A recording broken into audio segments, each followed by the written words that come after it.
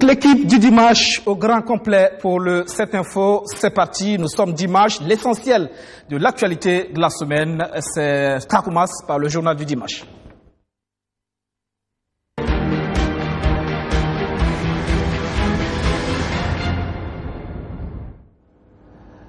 Et nous ouvrons ce 7 Info par la culture avec un guide qui fait parler de lui en ce moment dans le milieu de la culture, guide pratique de l'organisateur du spectacle au Burkina Faso. C'est signé Télésphore Bacheno, lui-même entrepreneur culturel. Il est sur ce plateau. Bonsoir. Bonsoir. Merci de répondre à notre invitation. Merci à vous. Alors, ce guide-là, il le fallait pour un milieu qui, de plus en plus, intéresse des acteurs. Beaucoup de monde viennent dans l'entrepreneuriat culturel, notamment dans le monde du spectacle vivant, sans connaître véritablement les textes qui régissent ce secteur. C'est une réalité. C'est une réalité parce que de plus en plus le milieu intéresse beaucoup d'acteurs qui ignorent que le milieu est régi par une législation. Au début, on vient parce qu'on veut se faire une place dans le domaine de l'événementiel, mais on se laisse souvent rattraper par les textes quand il y a des bavures ou des gaffes. Voilà. Donc, on se souvient justement l'année dernière de cet entrepreneur de spectacle qui a fait venir des artistes d'ailleurs à coups de millions. Oui. Et il se trouvait par la suite que cet entrepreneur n'avait pas sa licence, n'avait pas la licence d'entrepreneur de spectacle. Voilà, et la force de la loi lui a été appliquée. Le concert a été annulé. Bon, ça fait mal d'injecter autant d'argent et de se retrouver voilà, dos au mur parce qu'on a ignoré une partie de la législation. Tout à fait. Il y a aussi ce débat autour de la place des locaux des artistes nationaux quand il s'agit donc d'organiser des spectacles d'artistes étrangers. Oui. Même on va sur les affiches. Oui. Certaines organisations donc d'artistes estiment que on ne fait pas la part belle aux artistes locaux. C'est tout cela, c'est des débats qui se posent. Oui. Et qui fait que ce guide-là, il est important pour éclairer tous ces acteurs. Il a sa place parce qu'il fait part belle à la législation.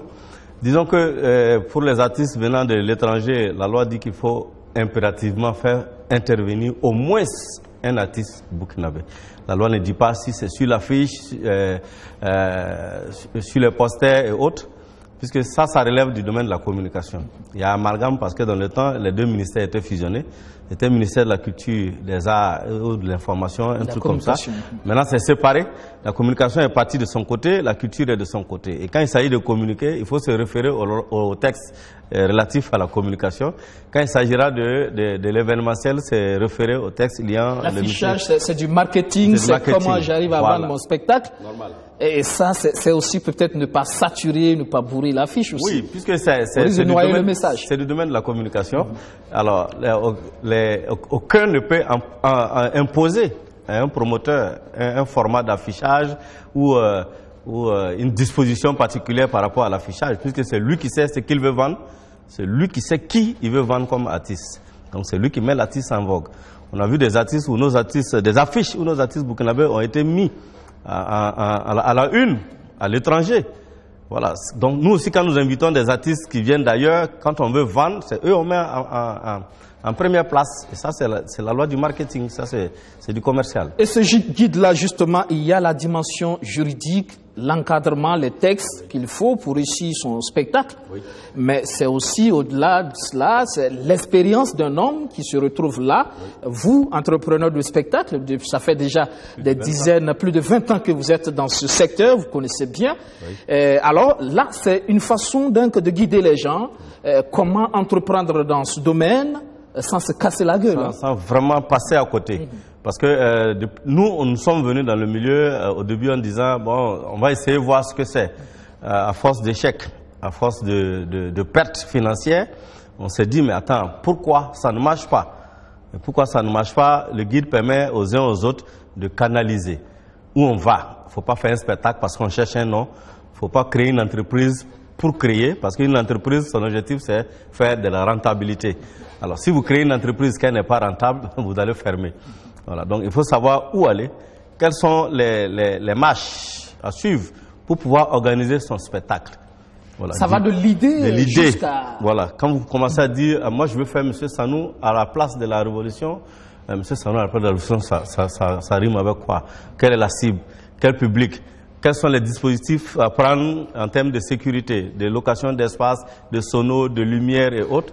Alors il faut arriver à tout canaliser. Sinon, à la fin, vous commencez avec un budget restreint et à la fin, vous vous retrouvez... Avec des dettes, hein? Non, très endetté, même arrêté au milieu sans pouvoir avancer ni reculer. C'est vrai qu'on se demande parfois comment nos entrepreneurs de spectacles arrivent à s'en sortir avec des spectacles à 2000 francs, 1500 francs. 1000 francs, et quand vous faites venir des artistes à coups de millions pour le cachet, sans oublier les billets d'avion. Sans sponsor, puisque le sponsoring est le gros souci de l'entrepreneuriat culturel au Burkina Faso. On n'a pas de sponsor. Si on enlève les 3 téléphonies et la brasserie, il n'y a plus rien qui accompagne en matière d'événementiel. Ça porte un gros frein au développement même de l'entrepreneuriat culturel. Depuis 5 ans, on parle d'industrie culturelle et créative, mais rien ne germe encore puisqu'on lutte, parce qu'on n'a pas d'abord l'appui financier qu'il faut. On a le ministère le plus pauvre. Ça, c'est déjà un gros souci, qui n'arrive pas à injecter de l'argent dans le domaine culturel, parce que lui-même, voilà. C'est cherché en termes de budget, déjà, on le voit. De la classe. Alors qu'on dit que la culture est le pilier du développement. C'est un maillon fort du développement burkinabé, mais délaissé, je ne sais pas pourquoi. Voilà. C'est vrai que le Burkina est reconnu comme un pays quand même où l'industrie du spectacle est assez on est très culturellement respecté à l'étranger. Mais il faut quand même que les acteurs acceptent de se former, de comprendre que voilà, il y a toute une démarche. Et ce guide-là se propose justement de permettre à tous ceux qui veulent exercer dans ce domaine-là. En tout cas, c'est une piste. C'est une piste parmi tant d'autres qui réunit en lui seul toute la législation en matière d'organisation des spectacles et un mode, une procédure, comment ne pas tomber dans la déchéance, parce que vous pouvez entreprendre et échouer, alors que l'échec d'un entrepreneur doit faire mal, parce que l'idée de créer déjà une entreprise est déjà à saluer. La créer et la faire vivre est la chose la plus difficile. C'est un secteur à risque, hein? 300% à risque. Je prends juste la saison des pluies, par exemple, actuellement. C'est risqué de faire du spectacle en plein air. Nous sommes tous en congé. Si ce n'est pas des événements commandés, nous sommes tous en congé. Si sans oublier de plus en plus ces artistes-là qui sont invités et qui prennent une partie du cachet, mais après qui ne viennent pas. Oui, c'est ça. Ça aussi, c'est une faille de la législation. Vous payez quelqu'un pour venir faire un spectacle, il ne vient pas, vous n'arrivez pas à lui faire des poursuites parce que vous n'avez pas signé un contrat en bonne et due forme. Il y a un exemplaire de contrat type que nous avons proposé dans ce guide qui puisse permettre de canaliser au maximum pour ne pas courir des risques. Parce que souvent on dit non, c'est mon gars, non, il va venir, il prend l'avance. C'est verbal, c'est tacite, et après il y a des difficultés. Et il ne vient pas. Ou on vous dit que votre salle fait 3000 places, vous la louez, le jour où vous vous rendez compte que c'est une salle de 1000 places, vous allez louer. Ça existe. On nous a fait croire pendant des années que la Maison du Peuple, par exemple, faisait 3000 places, ce qui est archi faux. Elle n'a même pas plus de 2000 places. Alors vous budgétisez 2000 places, 3000 places par 2 millions, vous dites, vous faites une recette de 6 millions à tout casser. Vous injectez 5 millions dedans, à la fin vous vous retrouvez avec 4 millions. Alors toute l'équipe est soupçonnée, ça crée des frustrations et des... Tout ça c'est de la prévision, voilà. Mais là il faut connaître l'environnement, les salles de spectacle, la législation, etc., les acteurs, c'est très important. C'est important, oui. Et tout est dans le guide, on a répertorié les espaces de diffusion, leurs capacités, le coût moyen de location, comment avoir accès aux salles. Puisque la loi sur la décentralisation a cédé les espaces de diffusion aux communes. De plus en plus, c'est les communes qui gèrent les salles, ce n'est plus le ministère de la Culture, des Arts et du Tourisme. Alors, comment faire pour avoir ces salles? Comment faire pour avoir les autorisations d'organiser un spectacle? Parce que pour organiser un spectacle, il faut avoir une autorisation. La loi est claire là-dessus. C'est déjà ça. Voilà. Si vous ne l'avez pas, vous ne pouvez pas organiser un spectacle. Voilà. Merci Télésphore Bationo. Je rappelle que vous êtes l'auteur de ce guide pratique de l'organisateur de spectacles au Burkina Faso. Un guide à avoir absolument pour tous ceux qui veulent entreprendre, en tout cas dans le domaine du spectacle. Merci en tout cas d'être passé sur ce plateau. Merci à vous. Merci. La suite de cette info, c'est en politique, jour de vérité. Au Mali, 8 millions d'électeurs retournent aux urnes pour départager les deux finalistes de la présidentielle, Ibrahim Boubacar Keïta et Soumaïla Cissé. Les Maliens du Burkina Faso ont voté dans le calme. L'ambassadeur Soulalé espère que le défi de la participation sera relevé. Munis uniquement de leur bulletin de vote, le retour aux urnes pour les Maliens résidant au Burkina Faso s'effectue sans difficulté. Les équivoques sur les documents de vote qui avaient prévalu lors du premier tour ont été levés. On s'est compris depuis le premier tour, le même jour on s'est compris et le même jour les gens ont commencé à voter avec la carte d'électeur seulement. Donc ce qui continue même aujourd'hui, donc l'équivoque a été levé, aucune difficulté. Le premier tour a été marqué par une faible participation des Maliens résidant au Burkina au scrutin. Et on espère une grande affluence lors de ce second tour. Comme suffrage exprimé, nous avons noté à peu près 2500 et quelques. Donc vous voyez, sur 8000 et quelques, 2500 suffrages exprimés, c'est quand même en deçà de nos espoirs. C'est en deçà de nos espoirs. Donc je crois que cette fois-ci, les compatriotes seront en mesure de relever les défis de la participation, Inch'Allah. C'est le dernier acte des citoyens maliens dans le choix de leur président. Et entre les deux prétendants, le choix des Maliens résidant au Burkina reste partagé. En toute sincérité, j'ai voté pour Soumaïla Cissé. Oui, bon, la meilleure, c'est la personne qui a la chance. Ebeka pour rien. Je suis Ebeka, c'est tout. Je suis partant pour le vainqueur, mais j'ai voté pour Soumaïla Cissé.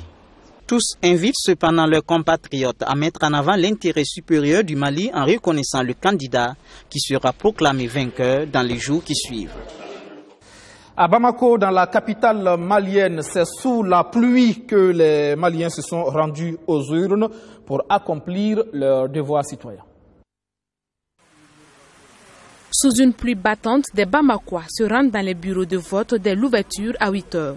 Ils sont appelés à élire le futur président de la République du Mali pour 5 ans. Pour ces électeurs matinaux, rien ne les empêchera de glisser le bulletin dans l'urne ce dimanche, même pas la pluie. Je suis venue voter sous la pluie parce que je suis malienne. Je suis fière d'être une malienne pour l'avancement du Mali. Au fait, je sais que le vote c'est un devoir pour moi et pour tous les citoyens maliens. Malgré la pluie, il menaçait de pleuvoir depuis le matin, mais j'ai bien vu et je me suis déplacé de l'autre côté de la rivière et pour venir de ce côté et venir faire le travail de citoyen. Et Dieu merci, je l'ai fait comme vous voyez. Et je vais retourner à la maison et attendre le résultat. Si je devais sortir pour aller travailler, que ce soit sous la pluie ou non, ou qu'il n'y a pas la pluie, je vais seulement sortir pour aller le faire. Et je lance l'appel à tous les Maliens, que ce soit sous la pluie ou après la pluie, de sortir massivement pour venir voter. L'ancien maire de la commune 3, Abdelkader Sidibé, fait partie des premiers votants. Pour lui, si la pluie n'empêche pas le cultivateur d'aller au champ, elle ne doit pas empêcher les bons citoyens d'aller voter.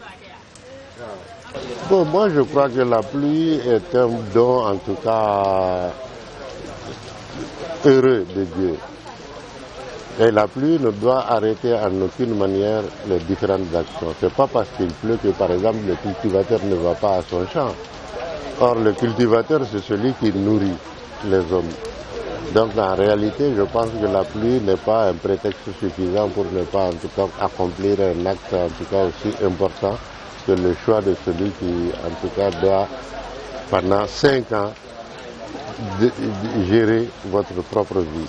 Des électeurs qui bravent la pluie, mais l'affluence reste timide. Il y a visiblement beaucoup d'électeurs qui craignent la pluie. Les présidents de bureaux de vote, eux, sont là pour assurer leur rôle. Pour le moment, l'affluence est timide parce que pour les raisons de pluie, je crois que dans la journée, les gens vont sortir. Vous avez combien d'inscrits dans votre... 468 inscrits pour le moment dans le bureau de vote. Nous sommes déjà une vingtaine, donc ce qui veut dire que les gens vont venir. Vous avez commencé à quelle heure? Nous avons commencé à 8h00, 8h pile. Son rôle, c'est de coordonner tout ce qui se passe au bureau. La police, la responsabilité est là. Donc comment mettre la quiétude au sein d'un bureau. Donc c'est ça son rôle. Amener l'ordre et comment les électeurs aussi peuvent voter sans qu'il y ait de traqueterie entre les assesseurs, les délégués ainsi que les électeurs. Dans l'espoir que les Maliens sortent massivement pour accomplir leurs devoirs citoyens, le président sortant, lui, a voté dans son quartier de résidence à Sébenikoro, en commune 4 du district de Bamako. Son rival Soumaïla Cissé a voté dans son village natal, dans la partie nord du Mali. Et tout de suite, nous allons voir justement le vote du candidat Soumaïla Cissé dans son village natal.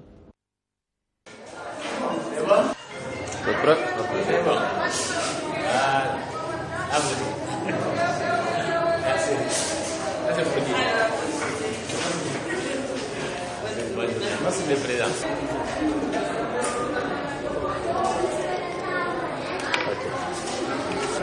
Merci beaucoup.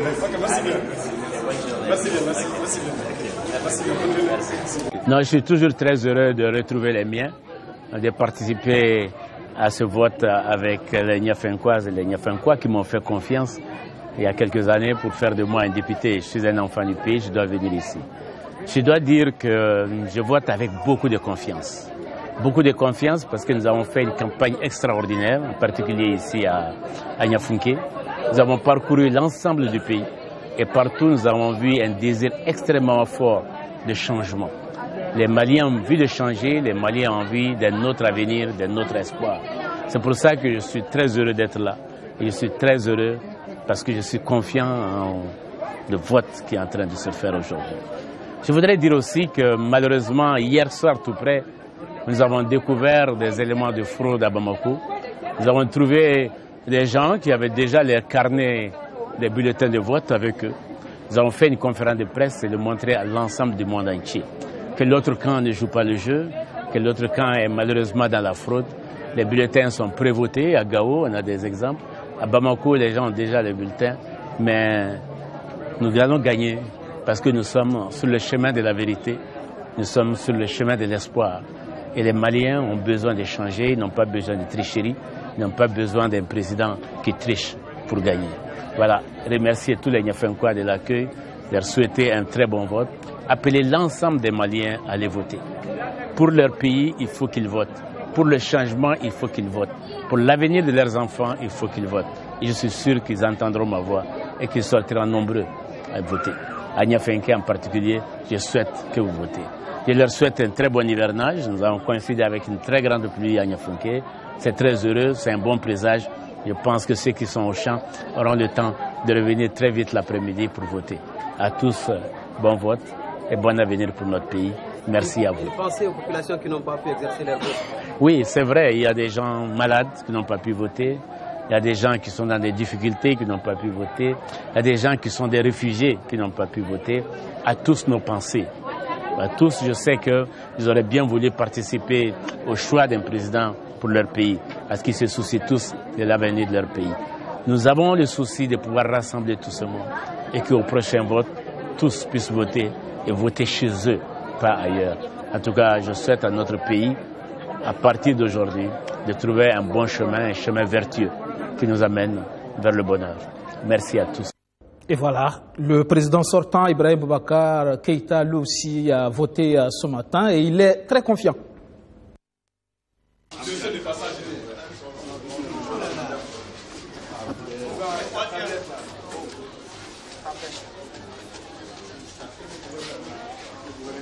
Le premier tour, nous l'avons fait sous une pluie fine.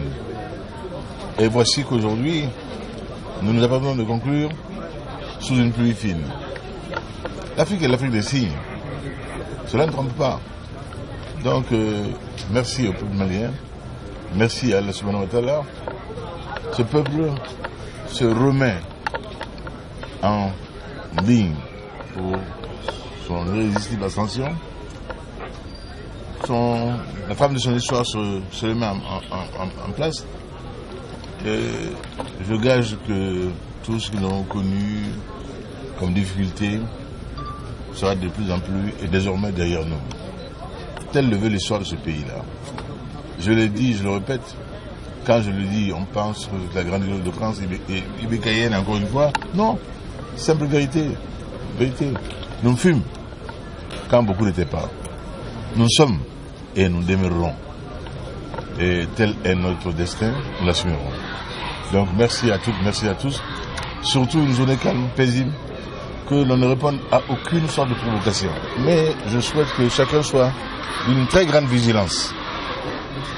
Il y a des manœuvres dont nous savons qu'elles seront à l'œuvre pour faire croire que nous serions dans des logiques de fraude.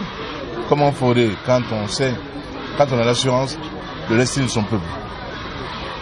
Pourquoi de leur essayer de frauder? Par contre, il y aura des mises en scène pour faire croire que l'on soit vigilant. Que tous ces cas-là soient signalés aux forces de l'ordre, à ceux qui en ont mission échappée.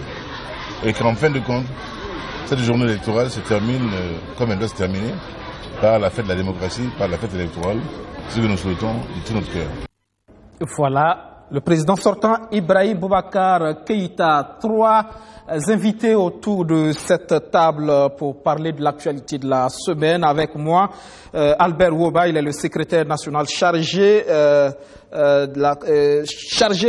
des cadres et des élus UNUPS, Union pour la Renaissance Patrice Sankaris. Bonsoir. Bonsoir, monsieur. Vous étiez justement en conférence cette semaine. Oui, exact. Nous avons effectivement tenu notre deuxième conférence, la conférence des cadres de l'UNUPS, sous le thème « La responsabilité du cadre de l'UNUPS pour le rayonnement du parti ». C'était le samedi 11 août au CBC à Ouagadougou, sous la présidence du président du parti, Maître Benouendé Stanislas Sankara. Pour le rayonnement, justement, l'UNUPS ne rayonne plus ou... L'UNUPS rayonne, mais nous voulons effectivement renforcer ce rayonnement-là à partir effectivement de l'intervention des cadres dans l'animation de la vie du parti. Et le débat, forcément, on imagine que c'est aussi l'occasion du bilan de votre entrée dans la majorité présidentielle également. Oui, effectivement, l'un de nos objectifs, c'était effectivement de faire une analyse, des autocritiques autour effectivement de notre participation dans effectivement la majorité présidentielle. Nous avons analysé, nous avons trouvé effectivement que nous avons été à la hauteur, mais il y a effectivement des défis à relever, surtout au niveau en tout cas de la gouvernance. Il faudrait effectivement renforcer la gouvernance pour que on puisse effectivement sentir le sankarisme dans la forme de gestion, en tout cas dans le gouvernement du Premier ministre Paul Thiéba. C'est vrai qu'on a entendu le président Maître Benouendé Sankara parfois avec des propos qui donnent l'impression que même de l'intérieur, on fait aussi de la critique vis-à-vis de la gouvernance. Oui, mais c'est ça aussi un parti. Un parti doit d'abord, dans un premier temps, faire de l'autocritique autour effectivement de ses activités, autour de la gouvernance et avant effectivement d'aller sur la place publique. D'accord, on reviendra à vous dans un instant. Alors, je voudrais qu'on revienne sur le Mali avec nous. Le magistrat Antoine Kaboré, bonsoir. Bonsoir, Djibril. Les questions électorales, vous avez suffisamment travaillé sur ces questions notamment. Vous avez fait un DEA sur les sujets, effectivement, les questions électorales, justement. Oui, depuis ma maîtrise et après mon DEA, j'ai travaillé sur des questions électorales au Burkina Faso. Au Burkina Faso, justement. Siaka Koulibaly, bonsoir. Bonsoir. On a vu tout à l'heure les deux candidats qui s'exprimaient. Et là, on voit qu'il y a de la tension quand même dans l'air. Quand vous écoutez le président Ibrahim Boubacar Keïta, déjà, c'est des formes de mise en garde déjà sur l'issue de ces élections. Oui, je pense que son point n'est pas forcément l'issue, mais plutôt les accusations qui sont portées contre son camp par l'opposition, qui a fait des conférences de presse, qui a même fait une marche pour dénoncer ce qu'ils appellent la fraude électorale. Je pense que c'est ça qui donne plutôt un peu d'amertume au président Ibeka, qui pense être vainqueur au final, mais qui prend à son compte donc ses critiques sur l'organisation du scrutin, qui pour lui n'existe pas. Il n'y a pas de raison, selon lui, de penser qu'il y aurait la fraude. Si on a l'estime du peuple, donc on a l'électorat avec soi. Maintenant, on est obligé de considérer aussi ces critiques, effectivement, qui sont portées par l'opposition. Au-delà des appels des partis, il faut retenir que l'Union européenne, par exemple, a demandé la publication des résultats bureau par bureau, ce qui signifie que quelque part, il y a quand même de la matière à s'interroger sur un certain nombre de faits. Donc, qui peut peut-être donner du crédit à ce que l'opposition dit. Mais dans l'ensemble, on sait que les opérations de vote se déroulent dans le calme. Il n'y a pas tant que ça de la violence. Peut-être qu'on en aura moins aujourd'hui qu'au premier tour. Donc là-dessus, les quelques cas qui vont être reportés peut-être ne seront pas suffisants pour remettre en cause la qualité du scrutin au final. En tout cas, c'est l'espoir, surtout la participation, surtout quelques 40%, un peu plus de 40% pour le premier tour, pour un potentiel de 8 millions d'électeurs. Il y a encore du travail à faire. En tout cas, on espère que le taux de participation sera beaucoup plus élevé pour ce second tour. Alors, Antoine, vous avez vu tout le débat qui a entouré l'entre-deux tours avec ces accusations. On a même demandé que, l'opposition a même demandé que le ministre de l'administration territoriale démissionne. C'est là encore le débat qui se pose. C'est vrai, chez nous, il y a la CENI, qui est une commission électorale indépendante, mais au Mali, c'est encore l'administration territoriale qui organise les élections. Et on a même vu, à peine la proclamation des résultats, on a vu après le ministre de l'administration territoriale qui s'est retrouvé derrière le candidat Ibeka qui devait faire une déclaration justement par rapport à la victoire d'étape. Oui, mais cela pose de façon fondamentale peut-être le rôle que nous voulons que nos administrations jouent dans les processus électoraux. Il y a des pays où l'administration est assez neutre, elle fait un travail de qualité et donc il n'y a pas de raison en fait de douter de sa capacité à organiser des élections. Dans d'autres pays par contre, comme les nôtres, on pense qu'il faut avoir des instances qui permettent à tous les acteurs d'être représentés et donc d'avoir un droit de regard sur le processus électoral. Et donc nous, on a choisi de ne pas aller avec l'administration, mais de travailler plutôt avec les commissions électorales, dans laquelle vous voyez qu'ici, il y a opposition, majorité et au milieu, société civile pour arbitrer. Mais je crois aussi que chez nous, le problème, la question peut être posée, puisque nos commissions électorales sont chargées de chapeauter tout le processus électoral, depuis la liste électorale jusqu'au dépouillement et à la proclamation des résultats. Alors que bon, il y a des transformations qui sont en train de se faire, à tel enseigne qu'on se pose la question, est-ce que bon, on n'est pas en train de replacer l'administration au centre de notre processus électoral à travers la confection des listes électorales? Maintenant, il nous appartiendra de dire si oui ou non nous pensons que nous avons une administration crédible qui peut diriger les élections. Dans tous les cas, ce qu'il faut souhaiter, c'est que les acteurs puissent établir des règles consensuelles de sorte que le processus soit moins émaillé de contestation, aussi bien pendant la campagne qu'au final, à la proclamation des résultats. C'est ça, en fait, l'intérêt. C'est aussi le débat, Siaka Koulibaly, sur l'implication de l'administration territoriale dans l'organisation, dans tout le processus. Le Mali, qui est vu comme un exemple, démettrait déjà avec ce second tour entre les deux candidats d'ailleurs. C'est un remake pour cette année. On a vu d'ailleurs le candidat Moussa Sinko Koulibaly, le général, qui allait en 2013 était déjà celui-là qui proclamait effectivement ses résultats en tant que ministre de l'administration territoriale. Aujourd'hui, qui donnait justement, qui fait partie des partis des candidats qui dénoncent effectivement le ministre de l'administration territoriale. Oui, c'est là. Donc, pour les pays africains, encore se pose la question de l'organe de gestion des élections. D'ailleurs, dans notre pays, le débat n'est pas clôturé, puisqu'on a vu avec la moutue sortie de la Commission constitutionnelle, une version qui tend à nous ramener vers l'administration comme organe de gestion des élections. Le débat n'est donc pas clôturé. Et ça va être un recul? Ça dépendra justement du degré d'organisation préalable qui existe. À mon avis, la question n'est pas tant de savoir si c'est droit de l'administration ou une commission indépendante. Tout est basé sur la maîtrise du fichier d'état civil. Dans les pays où l'administration organise les élections avec succès, je veux parler des pays occidentaux, prenons le cas de la France, c'est basé sur un fichier d'état civil sans contestation. Dès la naissance, l'individu est dans le fichier d'état civil du pays et à partir de là, tout le reste se génère. Quand il va être en âge d'aller au service militaire, il sera interpellé. Quand il va être en âge de voter, il va recevoir son document pour le vote, ainsi de suite. Mais dans notre contexte, on a encore beaucoup de mal à maîtriser l'état civil. Donc, si on avait un fichier d'état civil propre, cohérent, sans contestation, je crois que tout le débat que nous avons aussi bien sur les règles électorales, comme c'est le cas actuellement avec la révision du code électoral, ou l'organe chargé d'administrer les élections, la question aurait été beaucoup moins dramatique que nous ne l'avons actuellement. Mais tant que les fondamentaux n'auraient pas été réglés, je pense qu'on n'en a pas fini avec les débats autour donc, des élections dans nos pays.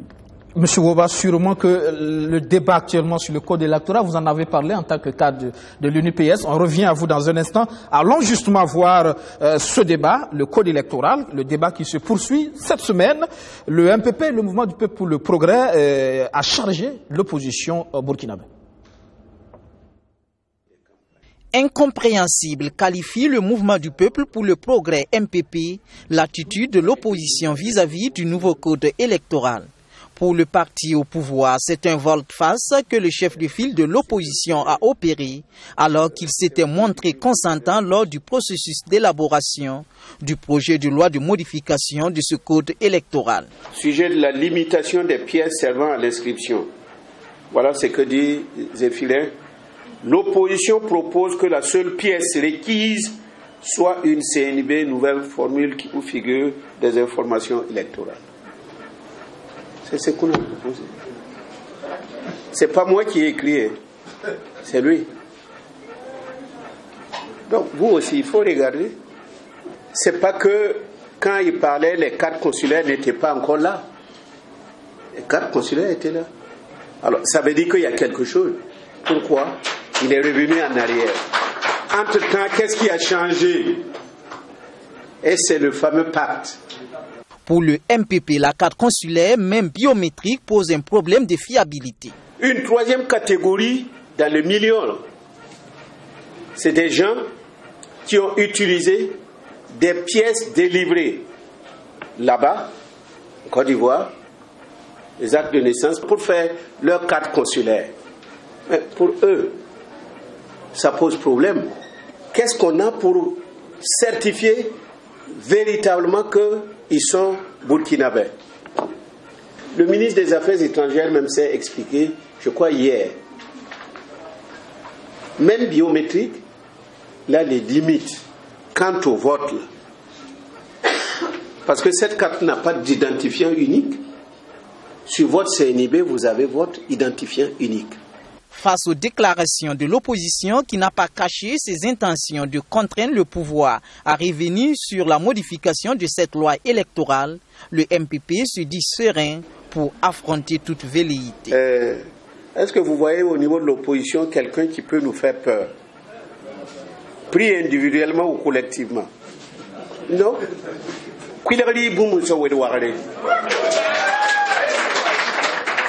On a vu pire que ça. Le même état d'esprit. Le parti au pouvoir dit le cultiver face aux déclarations de démission de certains militants. Nous savons qu'il y a des gens qui tournent, qui donnent de l'argent à des gens pour qu'ils fassent des conférences de presse. Que si quelqu'un se chatouille voulant rire, c'est son affaire. Là-dessus, là, pour nous, c'est no comment. Wait and see. C'est le terrain qui parle.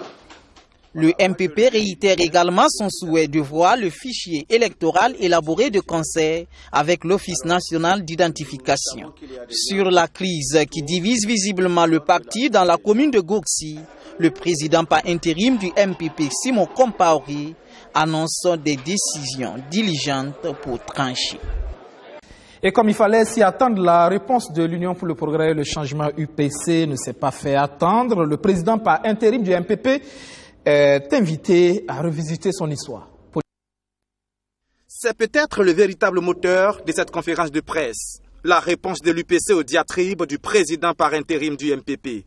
Simon Compaoré avait qualifié le 7 août dernier les récriminations de l'opposition contre le nouveau code électoral de films western de mauvaise qualité. Si le FESPACO devait primer le film le plus médiocre, le plus nul et le plus ridicule, le lauréat serait sans doute Simon Compaoré pour son court-métrage Tranquilos Yada Yada. En déclarant que Zéphirin Diabré serait victime d'une manipulation au sein du CEFOP ce 7 août, Simon Compaoré semble avoir décidément fâché l'UPC.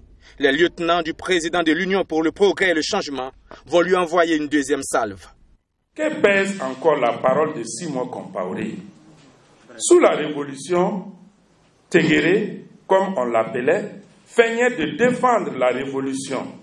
CDR bouillant, il se promenait même avec un pistolet. Mais après l'assassinat de Sankara, il fait partie de ceux qui ont salué la rectification. Et pour finir, Moussa Zerbo et ses camarades se feront le plaisir de rappeler, diront-ils, un marché douteux d'1 milliard de francs CFA passé par l'ex-maire de Ouagadougou au moment où ce dernier était aux affaires. Voilà, pour ce qui est du débat sur le code électoral, M. Woba, ça tourne quand même à un débat quelque peu politicien, non, tout ça? Oui, effectivement. Je crois que tout a été politisé.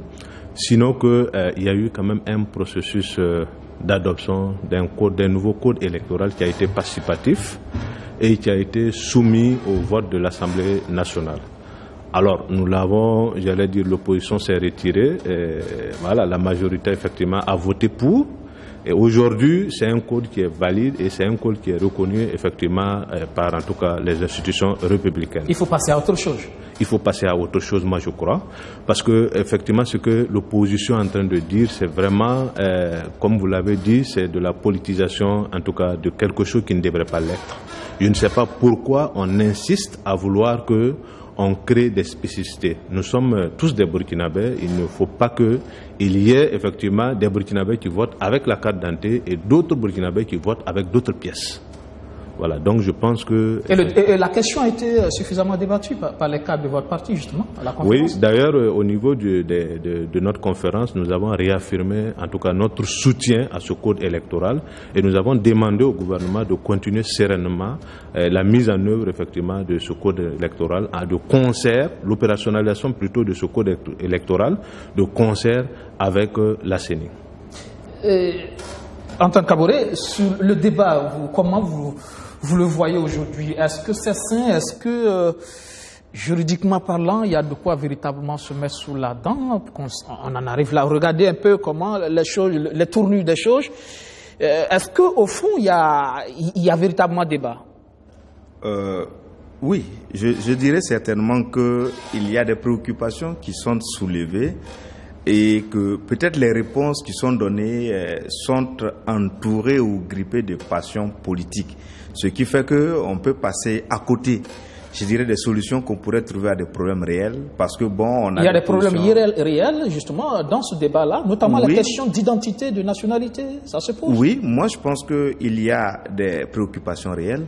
Parce que quand vous prenez par exemple la délivrance de la carte nationale d'identité au Burkina, en principe, cette carte nationale d'identité doit être la conséquence, je dirais, de votre citoyenneté. C'est que vous êtes burkinabé, vous avez droit à une carte nationale d'identité burkinabé.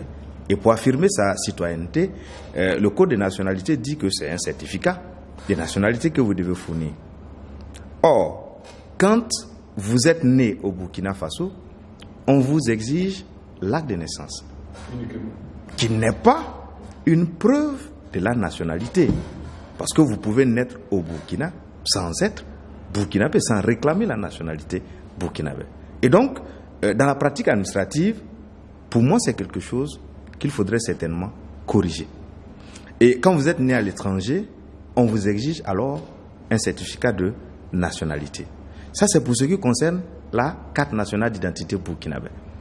Mais pour ce qui concerne ceux qui sont hors du territoire national, parce que n'oubliez pas que la nation burkinabé est aussi bien constituée des Burkinabés étant sur le territoire national que ceux qui sont à l'étranger, mais qui se réclament burkinabés.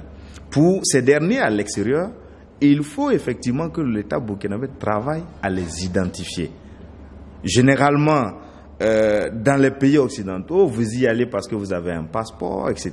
Donc, dans tous les cas, quand vous avez le passeport burkinabé, vous avez déjà fait la preuve de votre nationalité. Mais dans des pays limitrophes comme ou en Afrique, où la migration n'est pas forcément assujettie parfois à ces documents, notamment le passeport, comment fait-on pour savoir qui est burkinabé et qui ne l'est pas?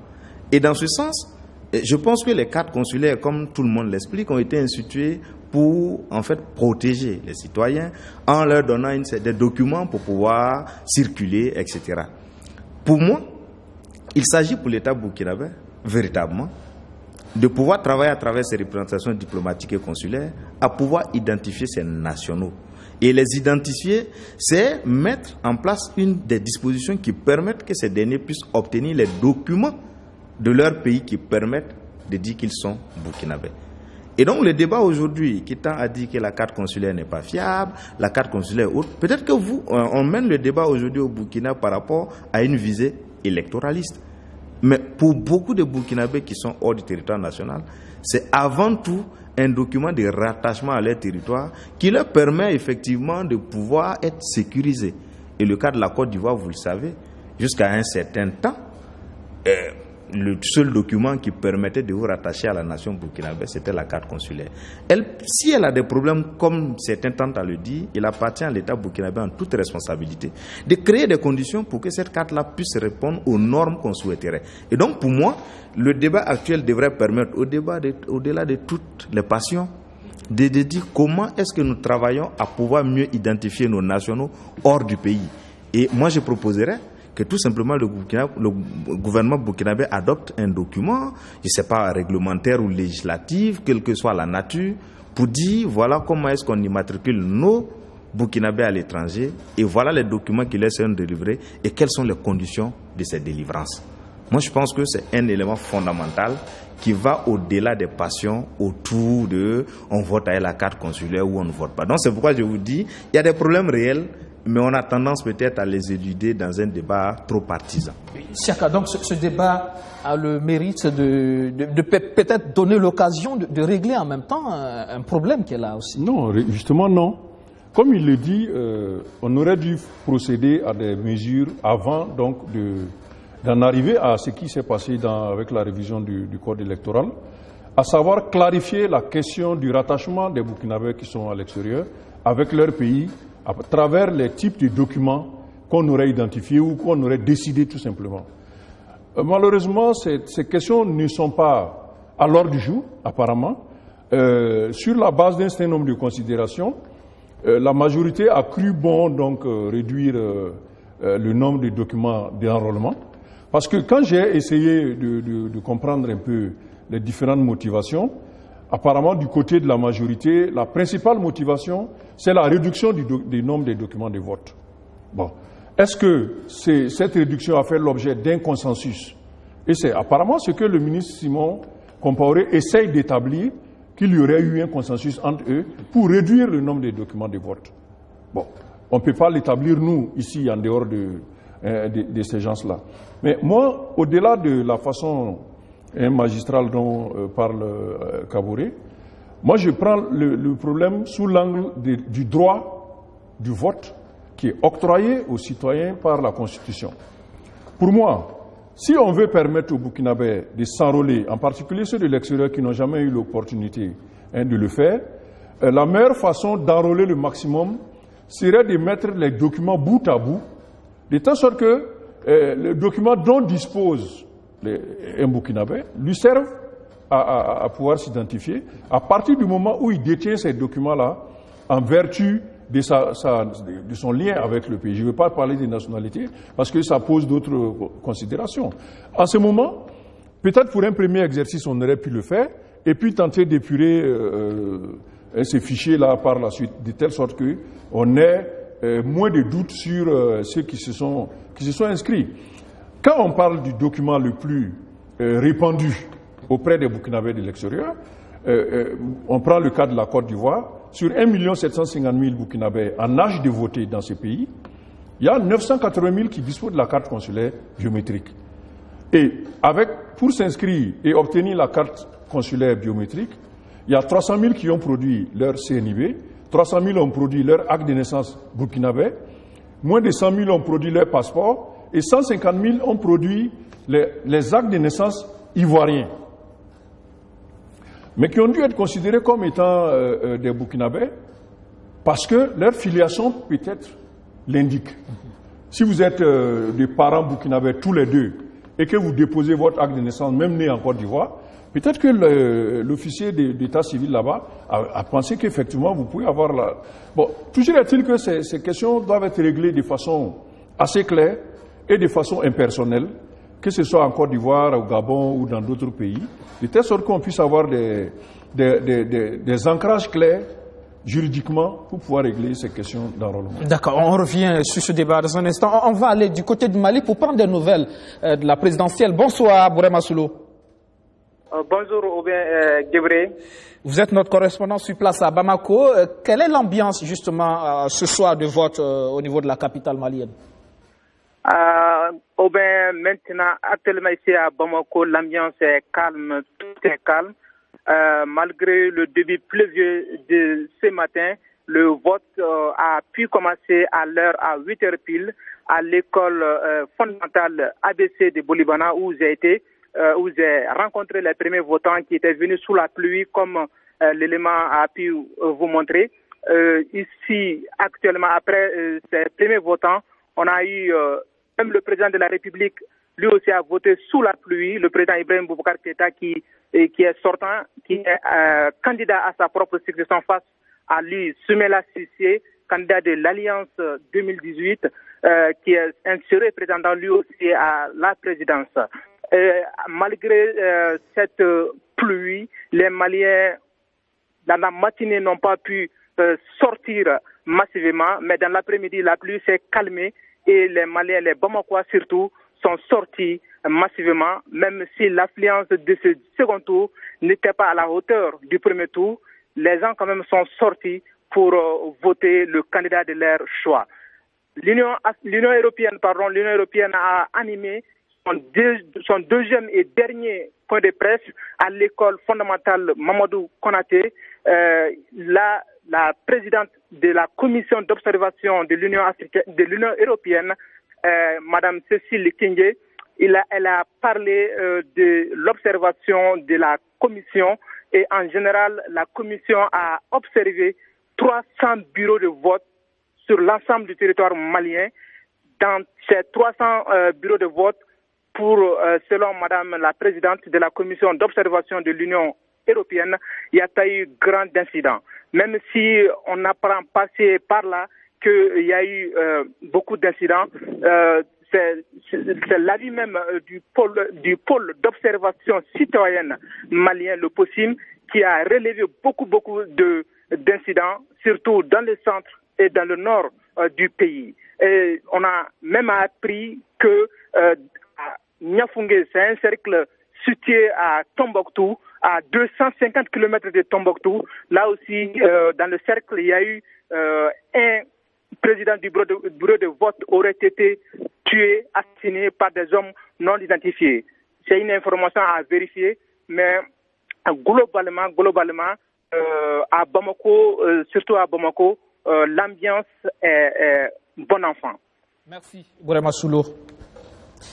Voilà, on le voit au Mali, visiblement. Pour l'instant, les choses se passent dans le calme. Le taux de participation reste encore l'inconnu. On espère qu'il y aura plus de mobilisation dans les urnes pour permettre au pays d'avoir un président suffisamment légitime pour gouverner le Mali pour les 5 années à venir. Alors, on revient justement sur ce débat, Monsieur Woba. Finalement, ce débat-là, est-ce qu'il ne faut pas recadrer les choses pour aller à l'essentiel, c'est-à-dire c'est comment faire en sorte que le maximum du Burkinabé de la diaspora, effectivement, puisse voter. On a vu le Mali, on a parlé de cette limitation des cadres de vote, notamment les ambassades et les consulats. Le Mali vote en dehors des ambassades et des enceintes diplomatiques. C'est aussi là qu'il faut peut-être mener le débat, comment faire en sorte que le maximum de Burkinabé de la diaspora puisse voter. Et là est le débat surtout peut-être. Bon, effectivement, c'est comment s'organiser effectivement pour que les Burkinabés de la diaspora puissent effectivement voter. C'est là le débat effectivement. Mais ce que nous avons effectivement amené, c'est voilà, les partis de l'opposition ont amené le problème dans un débat politique qui n'est pas du tout avantageux pour, en tout cas, les Burkinabés de l'étranger. Est-ce que derrière, il n'y a pas un problème de fond, justement, ce que dit l'opposition? Je vais en venir parce que pour moi, et comme on vient de le démontrer juridiquement, effectivement, il faut que l'on arrive à identifier tous les Burkinabés de l'extérieur. Alors, dès lors que le code a été voté, adopté, il va falloir effectivement travailler à trouver les documents d'identification pour que l'ensemble des Burkinabés, qu'ils soient à l'intérieur ou bien à l'extérieur du Burkina, puissent voter. Bon, malheureusement, il y a un non-dit dans cette affaire. L'opposition tient coûte que coûte à ce qu'on utilise la carte consulaire. Et je ne sais pas pourquoi. Alors, moi, je voudrais que l'on se souvienne un peu de 2014. En 2014, quand, effectivement, comment on appelle ça, quand on voulait faire passer l'article 37 pour que le président Compaoré puisse rebelloter pour un énième mandat, l'ensemble du peuple burkinabé qui était ici au Burkina Faso avait, en tout cas, à une majorité vraiment écrasante, était opposé. Alors, la stratégie, si je ne m'abuse, le CDP comptait à l'époque sur la diaspora, puisque ça allait être la première expérience de vote des Burkinabés à l'extérieur. Et ça allait effectivement être avec les cartes consulaires. Alors, sachant qu'il y a effectivement cette stratégie qui avait été organisée dans le passé, moi je pense qu'on ne peut pas effectivement permettre aux gens d'aller voter avec des documents qui ne sont pas, en tout cas, très bien reconnus. C'est vrai que c'est les ambassades qui les délivrent, mais pour des questions d'équité, il va falloir que tous les Burkinabés aient la pièce d'identité pour aller voter. Antoine, ça reste un gros débat, hein, parce que effectivement, il faut qu'il y ait l'équité, on en parle, mais la question c'est, est-ce que on pourra aussi permettre en 2 ans et demi qui nous reste, hein, avec le temps qui nous reste, est-ce qu'on pourra véritablement faire en sorte que tous ces Burkinabés qui veulent voter puissent avoir justement le document autorisé? Si on se met au travail, on laisse effectivement ces débats inutiles, j'allais dire, et qu'on se concentre, on essaie de voir comment est-ce qu'on opérationnalise effectivement la délivrance de la carte d'identité burkinabé à la diaspora. On s'organise, on met en place effectivement des mesures spécifiques. La question, c'est qu'il y a déjà cette question donc du certificat de nationalité à produire, et après... Oui, on peut travailler avec toutes les institutions et voir comment en 2 années on peut effectivement, en tout cas, donner au maximum des Burkinabés de l'étranger, en tout cas leurs documents d'identité. Alors, c'est un débat aujourd'hui un peu piégé, mais je pense qu'il faut peut-être qu'on ait le courage d'aller sur le plan technique pour voir certainement comment on peut régler les problèmes qui sont posés. Et moi je dis à ce niveau, il faut que peut-être les techniciens puissent être conviés au débat pour qu'on essaie de voir. Il est évident qu'aujourd'hui l'idéal, comme on dit, ce serait de délivrer des CNIB au Burkinabé, même ceux de l'étranger. Mais je me pose la question sur l'utilité et la pertinence, parce que quand vous dépassez la frontière ivoirienne, la carte nationale d'identité n'a pas de valeur. Vous allez au Ghana, ça n'a pas de valeur. Et donc, est-ce que on délivre la CNIB au Burkinabé de l'étranger pour simplement qu'ils l'utilisent pour le vote et ils attendent 5 autres années pour la ressortie? Pour moi, il faut travailler certainement à crédibiliser la carte consulaire. Si on pense que les cartes consulaires actuelles ne sont pas crédibles en griffe, il appartient à l'État burkinabé qui les délivre de travailler à les rendre aussi crédibles que la carte nationale l'est au niveau national. Et donc c'est pourquoi je dis, c'est l'occasion qu'on a d'adopter un texte, que ce soit un décret ou une loi, pour dire à quelles conditions on délivre des cartes consulaires fiables. Ça va permettre en réalité d'éviter les suspicions que les uns et les autres ont, que peut-être des cartes ont été fabriquées à souhait pour servir à des desseins. Donc, moi je ne serais même pas contre le fait que ces cartes soient délivrées dans les mêmes conditions de preuve de nationalité que la carte nationale d'identité. Mais aussi à condition même qu'au Burkina Faso, pour délivrer la CNIB, qu'on ne dise pas à quelqu'un d'aller à son acte de naissance. Si vous avez votre acte de naissance, vous partez au tribunal, vous avez un certificat de nationalité, c'est ça qui fait la preuve que vous êtes burkinabé pour avoir la CNIB. Donc même au niveau de la CNIB, pour moi aujourd'hui, il y a un problème sur le plan technique pour dire que tous ceux qui ont les CNIB sont burkinabés. Vous n'êtes pas burkinabé parce que vous avez le nom Kaboré ou Guébré, parce que le juge, après avoir vérifié des conditions, vous a donné un certificat de nationalité. Donc on peut faire le même travail aussi bien pour la CNIB que la carte consulaire. Et pour moi, c'est aussi une occasion de crédibiliser nos actes, nos documents que nous délivrons, qui vont protéger nos concitoyens. Donc c'est pourquoi, est-ce que on met la carte consulaire, est-ce qu'elle est dedans? Et je voulais ajouter une autre chose. pour avoir travaillé sur les questions des élections depuis 2003, en venant, il y a un élément fondamental qu'il faut accepter. Quand vous n'avez pas de règles consensuelles, quand vous n'avez pas d'institutions acceptées par tous, vous courez le risque d'aller vers des conflits ou des crises post-électorales ou des crises liées au processus électoral. Le Burkina a fait l'expérience depuis longtemps. On a réussi à éviter ces crises-là. Allons toujours dans cette même sagesse pour créer les conditions consensuelles pour qu'on soit heureux qu'après 2020, après les élections, que le perdant aille féliciter le gagnant. C'est le Burkina qui gagne. Et moi, vraiment, c'est l'espoir que je nourris.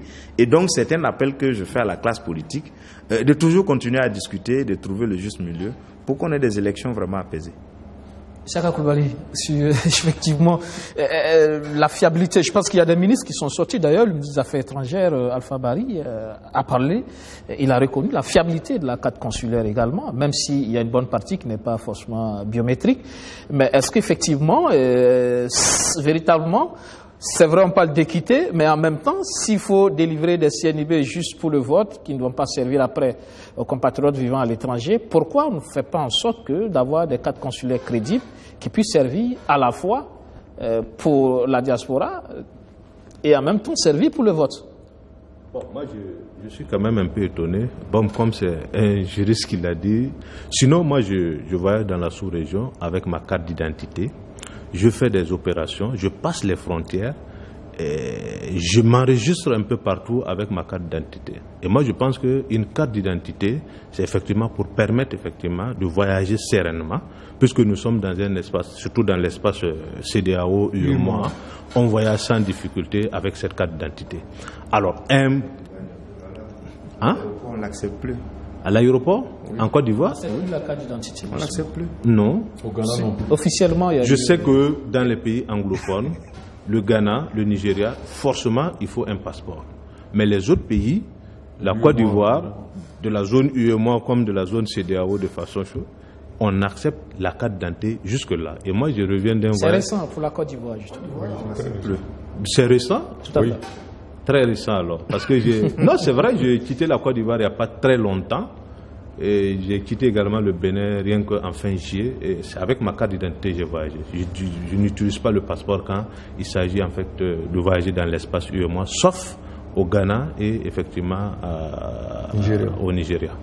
Voilà, donc raison pour laquelle je me posais un peu la question, mais si tel est le cas, ça va être un peu difficile pour les Burkinabés. Mais je pense que pour l'instant, il appartiendra certainement à l'État de discuter avec, parce que les Ivoiriens quand même, ils sont acceptés ici avec leur carte d'identité, et en tout cas en matière de relations diplomatiques, il faut qu'on puisse effectivement appliquer la réciprocité. Le débat, c'est aussi que la communication telle que développée au niveau du Burkina n'ait un impact justement sur nos compatriotes par rapport effectivement à la crédibilité de cette carte consulaire désormais, qui pourrait être amenée à être remise en cause par des agents de police par exemple. Quand on sait que dans un pays récent, nos compatriotes ont été suffisamment victimes. Voilà, donc c'est ce que je dis et je répète, il va falloir que on essaie vraiment de trouver un terrain d'entente, au lieu effectivement de se figer sur des positions pour dire c'est la carte consulaire ou rien, que l'opposition discute avec effectivement le gouvernement et la CENI pour voir comment est-ce qu'il faut le faire.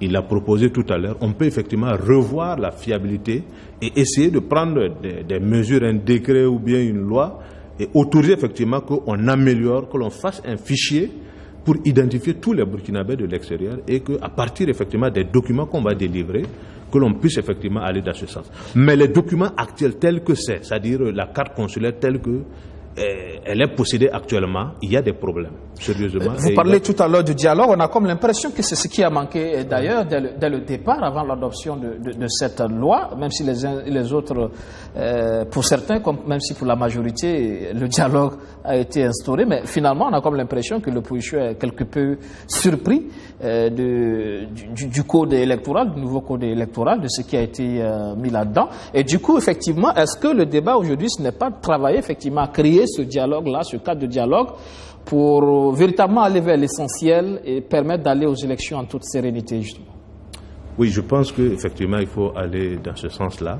Mais ce qu'il faut rappeler, c'est que pour l'élaboration de ce nouveau code électoral, il y a eu un processus. Un processus dans lequel, effectivement, il n'y a pas eu trop d'opposition. Ce n'est que quand le document est arrivé au niveau de l'Assemblée nationale pour être validé que, j'allais dire, le conflit a été déclenché, l'opposition s'est retirée, ils ont refusé, et à partir de là, ils ont fait un tapage médiatique sur ce nouveau code électoral en disant c'est la carte consulaire ou rien. Alors, moi je pense qu'il appartiendra au gouvernement de se ressaisir, d'essayer effectivement d'amener les différentes parties sur une table effectivement de discussion et qu'ensemble on puisse trouver la solution pour que, en tout cas, nos compatriotes qui sont à l'étranger puissent voter sereinement. Parce que, Cheikh Akoulou, on a comme l'impression justement que les positions se sont suffisamment radicalisées, si bien qu'on se demande où est-ce qu'on va avec ça? Est-ce qu'on va sereinement vers des élections apaisées?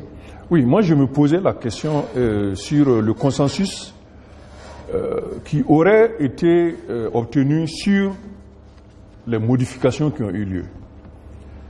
Apparemment, le ministre Compaoré a brandi un document, selon lui, portant donc l'accord de l'opposition pour qu'on puisse supprimer une partie des documents de vote. Mais quand on écoute le chef de file de l'opposition, il semble ne pas être de cet avis-là. Il a même évoqué le fait que le processus de concertation qui avait eu lieu avec le chef de l'État, il n'en avait pas été question, et que cela remettait en cause les prochaines consultations. Parce que s'il faut aller à des consultations et que par la suite on vous le brandit comme étant la caution que vous auriez apportée à certaines modifications, il y a de quoi réfléchir aux prochaines concertations. C'est pour ça que j'ai évoqué tantôt la question de la qualité du dialogue politique. Alors, cette qualité du dialogue politique, elle peut être évoquée pour cette question précise du code électoral, mais d'une manière générale, il faut veiller à ce qu'il n'y ait pas de passage en force qui remette en cause la qualité de la démocratie. Au Burkina, on a vu quand même, autour des années 2000, un nouvel esprit qui avait prévalu. Le pouvoir avait concédé énormément de choses à partir du dialogue politique, dont justement la création de la CENI et l'abandon de l'administration comme étant l'organe de gestion des élections, et ainsi de suite, d'autres éléments avaient été également obtenus. Et je crois qu'aujourd'hui, il appartient à cette classe politique post-insurrectionnelle de veiller à préserver le même esprit de concertation qui permettent d'éviter je passe cet aspect-là. Il y a que dans les arguments de l'opposition, ce n'est pas seulement la carte consulaire qui est le point, il y a aussi cette question d'inscription par SMS qui aurait été évoquée pour, à partir du fichier de l'ONI, donc contacter les électeurs en âge de voter et qui recevraient des SMS et qui allaient répondre également par SMS avant de recevoir un récépissé. Ça, l'opposition aussi trouve que ce n'est pas assez sécurisant pour avoir un fichier électoral plus propre que celui que nous avions à partir de 2015. Donc, ce n'est pas seulement la question de la carte consulaire, mais il y a d'autres questions aussi qui permettent à l'opposition de penser que la confiance n'y est plus et qu'il va falloir procéder autrement pour pouvoir amener donc la sérénité qu'ils recherchent. Bon. Malheureusement, c'est la situation qui prévaut. D'accord. On fait signe qu'on a fin d'émission. Entendre justement cette question de révision du fichier électoral avec cette méthode SMS, tout ça aussi qui fait débat. Ben oui, c'est peut-être des technologies qu'on veut expérimenter, mais il faut aussi peut-être voir notre plateau technique. Hein. J'évoque un élément parallèle. Quand j'étais encore en juridiction, l'administration avait tenté de vouloir faire aussi les déclarations de naissance par SMS. À l'époque, magistrat que j'étais, je ne voyais vraiment pas sur le plan juridique comment on pouvait l'insérer, parce que le code des personnes, la famille dit comment on fait une déclaration de naissance. C'est vrai qu'on va vers des technologies, mais souvent il faut prendre peut-être du recul pour voir si effectivement on peut travailler dans nos contrôles. Parfois on vous fait un SMS et puis peut-être vous faites 2-3 semaines, vous ne l'avez pas. Donc c'est des questions techniques qu'il faudrait bien sûr interroger. Mais pour revenir vers la question de la CENI, moi je pense qu'il y a des signaux qu'il faut regarder avec pertinence. Depuis 2000 jusqu'à maintenant, c'est la première fois que moi j'ai vu des conseils, des membres de la CENI faire une déclaration pour prendre une position. Généralement, c'était des positions consensuelles. Deuxièmement, j'ai suivi aussi qu'après, un groupe de partis politiques a commencé à s'interroger sur des postures que la CENI prenait. Alors que bon, c'est jusque là l'organe consensuel qui nous permettait d'avoir des résultats acceptés. Pour moi, il faut très rapidement que les acteurs politiques se parlent au-delà des postures partisanes. Il y a des institutions que nous devons sauvegarder pour que effectivement les processus électoraux que nous aurons soient acceptés. Je dis, pour qu'on ait quelque chose de consensuel, il faut qu'on puisse se parler pour avoir un juste minimum. Et les signaux que je vois aujourd'hui, avec la ferveur dans le débat sur la carte électorale, ensuite déjà des remises en cause plus ou moins tacites de la crédibilité de la CENI, ce ne sont pas de bons signaux pour le processus électoral burkinabé. Il faudrait peut-être qu'on se ressaisisse. Et ça sera un recul, si on en arrive à une situation où la crédibilité de la CENI est remise en cause. On est en fin d'émission malheureusement. Monsieur Woba, est-ce que vous en êtes arrivé à des conclusions à l'issue de cette conférence? Quelles ont été les grandes décisions? C'est ce que je vous disais au départ.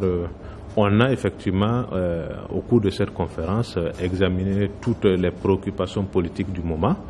Et nous sommes en tout cas parvenus à prendre, j'allais dire, une recommandation de soutien, en tout cas au nouveau code électoral qui a été adopté par l'Assemblée nationale. Nous avons invité le gouvernement à travailler sereinement de concert avec la CENI et en concertation avec les partis politiques. En tout cas, pour nous, effectivement, il faut en tout cas ouvrir un dialogue autour de cette question de carte consulaire pour qu'on puisse permettre, en tout cas pour les élections à venir au Burkinabé de l'étranger, de voter. Parce que pour nous, c'est assez important. Et ils font partie comment on appelle ça, de notre territoire extérieur. Et ils animent la vie socio-économique au Burkina Faso. Donc il n'y a pas de raison qu'ils ne puissent pas effectivement donner leur position par rapport à des élections. Merci. Merci, Monsieur Albert Woba. Vous êtes le secrétaire national chargé des cadres et des élus de l'Union pour la Renaissance, parti Sankaris UNIPS. Merci d'être passé dans le 7 Info ce soir. C'est moi qui vous remercie. Avec nous également, il y avait Antoine Kaboré, magistrat. Merci. Merci, M. Guévré. Siaka Koulibaly, on est en fin d'émission. On aura l'occasion en cours de semaine de revenir sur la situation au Mali. On attendra de voir les tendances d'ici donc la fin de la nuit, sûrement en matinée. Voilà. Mesdames, Messieurs, c'est ici qu'on s'arrête pour cette info. Merci à toutes et à tous d'avoir suivi. Excellent sur le programme sur notre chaîne. Bonsoir.